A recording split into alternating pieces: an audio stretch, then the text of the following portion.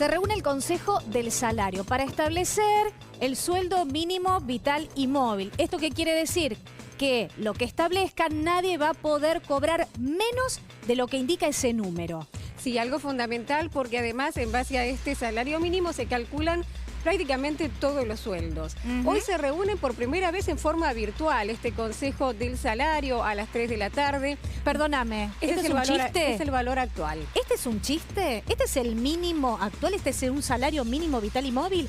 Cuando la canasta básica para no ser pobre en la última medición fue de 45.000 pesos. Bueno, exactamente por esa ecuación es por la cual intentan llevar este salario mínimo, que actualmente está en poco más de 16.000 pesos, a 45.000 para acercarlo justamente al valor de la canasta básica, que como vos decías está un poquito arriba de los 45.000, 45.477. Claro, vos fíjate, si cobrás menos o si tu ingreso familiar, no estamos hablando por persona, familiar, es de 45.000 pesos o menos, sos pobre en nuestro país. Y el otro día, Gaby, tirábamos otro dato la semana pasada. Si cobrás un poquito más de 70.000 pesos, ya empezás a pagar ganancias. Claro.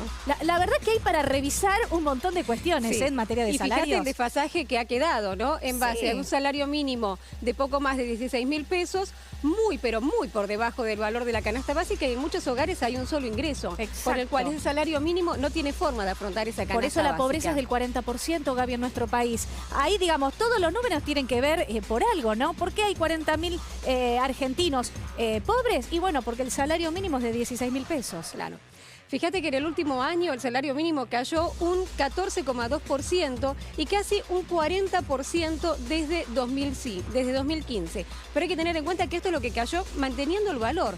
Pero hubo también un desfasaje con respecto a lo que ocurrió con el índice de precios, que tuvo un crecimiento realmente muy grande, con lo cual cada vez fue peor la pérdida de poder adquisitivo. Y aparte esa pérdida de poder adquisitivo es año tras año.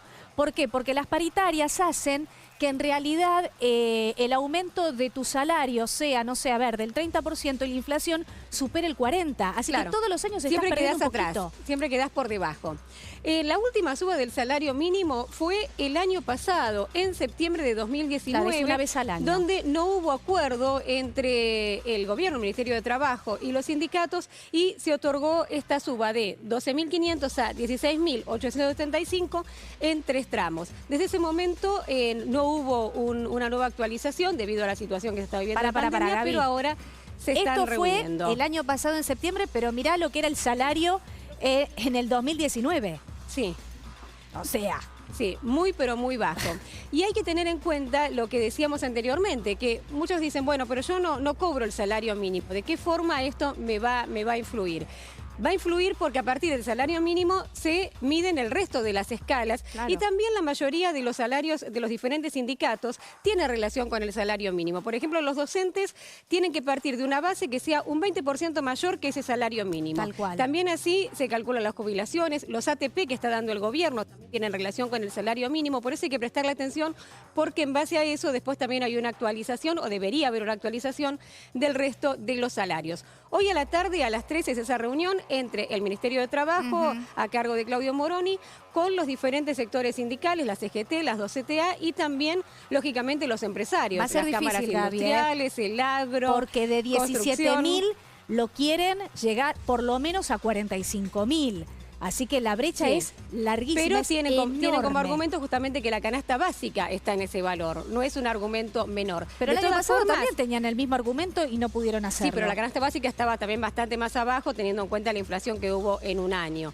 Esperemos que lleguen a un acuerdo. Se sabe que el acuerdo no va a estar en el día de hoy, que va a llevar por lo menos 2 o 3 reuniones más para lograr acercar un poquito las partes. Gracias, Gaby.